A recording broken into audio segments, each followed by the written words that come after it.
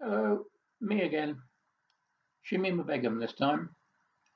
The Court of Appeal has ruled that Shamima Begum should be allowed to return to the UK to appeal the loss of her citizenship. She's now 20 years old. When she was asked what it was like to live under Islamic State, this is what she said. Yeah, at first it was nice. It was like how they, showed it in the videos, like come make family together.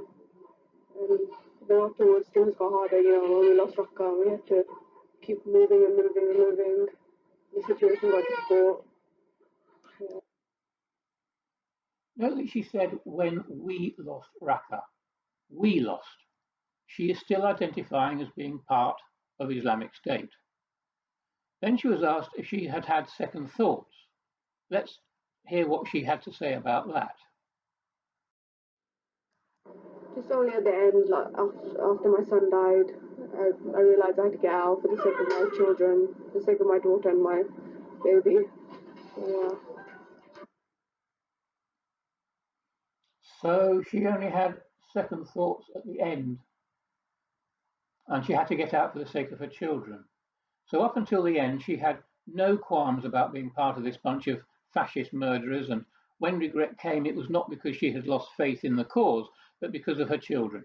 Now, I have no objection to any mother wanting to do what's right for her children, but the point here is that her regrets had nothing to do with waking up to the fact that Islamic State is a terrorist organization spreading its ideology of anti-Semitism, homophobia, misogyny, and complete submission to the caliphate on pain of death. She was she was asked if she had had any regrets up until that point, and she said no. So she has no remorse, none, at all. Then she was asked what it was about Islamic State that attracted her. What did she like about it? Her reply is quite eye-opening. Just listen. The way they showed how you can go, they'll take care of you, you can have your own family there, you can do anything. You're living under Islamic law. Yeah. There you have it. She said, "You're living under Islamic law." Now, most Muslims want this, but Islamic law under an organization like IS is extremely oppressive. Don't forget that as the wife of a jihadi warrior, she would have been granted a higher status in the community than most other women. Right, so to clarify if she knew what she was getting into, she was asked if she knew what Islamic State was doing before she left for Syria. Did she know about the executions and beheadings? Let's listen to her reply. Yeah, I knew about those things, and I was okay with it at first because I started becoming religious just before I left. You know, from what I heard that Islamically that is all allowed, so I was okay with it. So she was okay with it. She was okay with the beheadings because it is okay in Islam. That sounds like a religious fanatic to me who believes that beheading infidels is okay, and they want to let her back. She was then told that there was some dissent about her being allowed home, and how did she feel about that? Her reply tells a lot about her character. I think a lot of people should have like sympathy towards me for everything I've been through.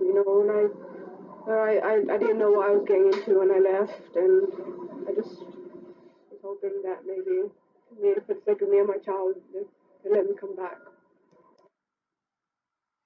She thinks that people should have sympathy for her, for everything that she has been through, which was self-inflicted, don't forget.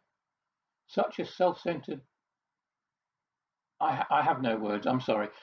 What about what about having some sympathy for the people murdered by her husband and his friends, the misery visited on women taken as sex slaves, the whole communities that were destroyed by the murdering scum that she supported? No, it's all about me. People should have sympathy for me. Me, me, me. Such a selfish cow. And very telling is her response to the next question, which was if she felt that she could be rehabilitated. Let's hear it. You know, it would be really hard. Everything I've been through, I'm still kind of in the mentality of Dola, planes over my head and having an emergency backpack and starving. All these things, it would be a really big shock to go back to the UK. So it would be really hard for her to rehabilitate. You're kidding me.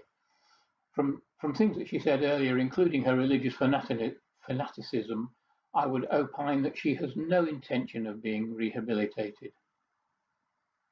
So here we have a girl who had also said that she was not fazed by seeing decapitated heads in bins, who married a jihadi, who joined an organization whose sole aim was to conquer the world using extreme violence, just like their prophet did when his armies killed 220 million people as they destroyed two-thirds of the Christian world and decimated the Hindus in India, and who murdered Jews wholesale, and whose prophet called black people raisin heads and pug-nosed slaves. That was in Sahih Muslim Volume 9, if you want to look it up. Muhammad himself owned several black slaves, by the way. Ibn Qayyim al-Jawziyya, regarded by Muslims as an authority, a primary source, and a leader among the students of Islamic religion, actually records the names of Muhammad's slaves in his book Zad al-Ma'ad. Incidentally, you know the yellow star that Hitler used to make Jews wear? That's not his invention, that's from Islam. Under the Caliphate, Jews wore a yellow star and Christians wore a red belt, so they could be identified and treated accordingly because of their faith. The adherents to Islamic State are murderous, religiously and politically intolerant, homophobic, misogynistic, genocidally anti-Semitic thugs, hell-bent on world domination, much the same as Hitler's Nazis, and they use their scripture to justify the bestial nature of their campaign. Thank God that not all Muslims are like that. But Begum has been radicalized, and she will not rehabilitate, in my opinion. She is more likely to breed more discontent amongst young British Muslims. So should she be allowed back? I'm in a quandary here. My knee-jerk reaction is no. No way. She lost her right to British citizenship when she joined an army of the enemies of the British state. At best, she is a traitor to the UK. She supported people who killed innocent people because of their faith, who fought against our forces and the forces of our allies.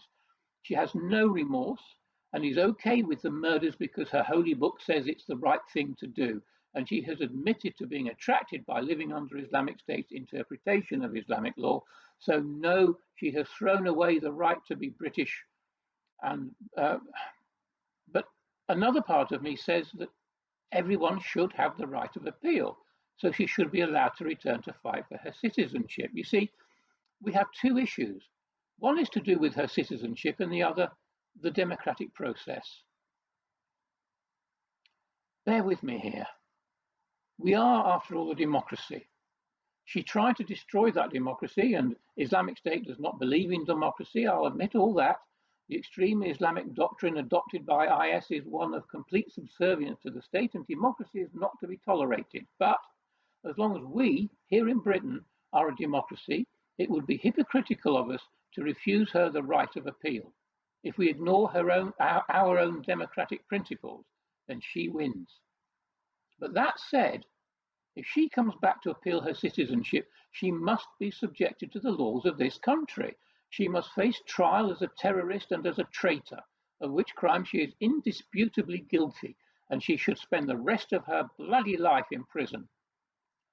We must not, however, sink to the level of the fascists in Islamic State. Please feel free to debate this in the comments. I am open to reasoned arguments, but please don't turn lefty liberal on me and use abuse and childish insults when commenting. See ya.